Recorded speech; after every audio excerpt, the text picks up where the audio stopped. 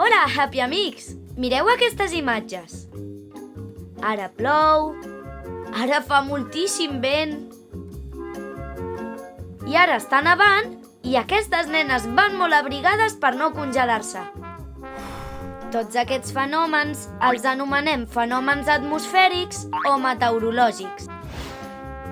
Com ja sabem, al voltant de la Terra hi ha l'atmosfera, una capa de gasos necessària perquè hi hagi vida al planeta.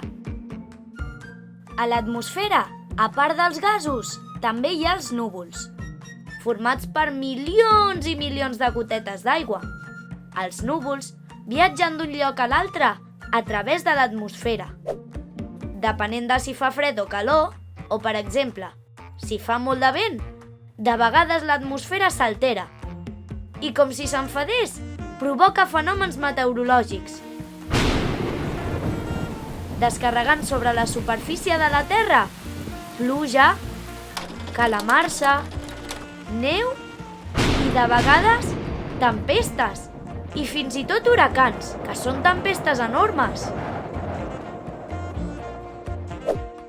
Per poder conèixer i representar aquests fenòmens atmosfèrics, utilitzem el mapa del temps. I així podem saber quin temps farà i si ens hem d'abrigar o agafar el paraigua per no mullar-nos. Cada dia, els informatius de televisió ens expliquen quin temps farà per poder preparar-nos. Per això, utilitzen els mapes del temps i fan servir una sèrie de símbols que ara coneixerem per poder-los entendre. Si apareix un sol, és que farà molt bo, serà un dia clar. Si apareixen núvols, és que el dia estarà ennuvolat. Si aquests núvols tenen gotes, és que plourà.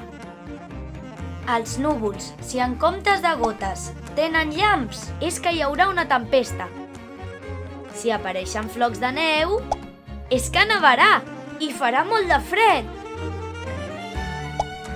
Aquestes fletxetes que apareixen indiquen si farà més o menys vent.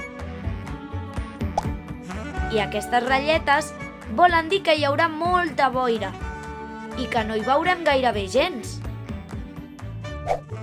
Conèixer el temps que farà és importantíssim per a molta gent. Per exemple, els pescadors necessiten saber si poden sortir a pescar amb vaixell. Els agricultors si poden agafar el tractor. I nosaltres mateixos hi ha moltes vegades que volem conèixer si plourà per saber si podrem sortir a jugar amb els nostres amics. Ja hem conegut el temps atmosfèric, els fenòmens meteorològics i els mapes del temps. Ara ho repassarem.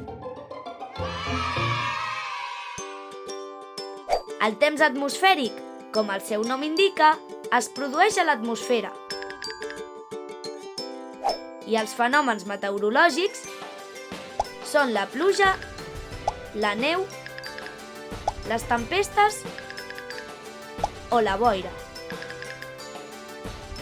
Utilitzem els mapes del temps i aquests símbols per saber quin temps farà i si ens caldrà abrigar-nos perquè farà molt de fred, portar el paraigua per no mullar-nos amb la pluja o posar-nos crema solar per no cremar-nos amb els raigs de sol.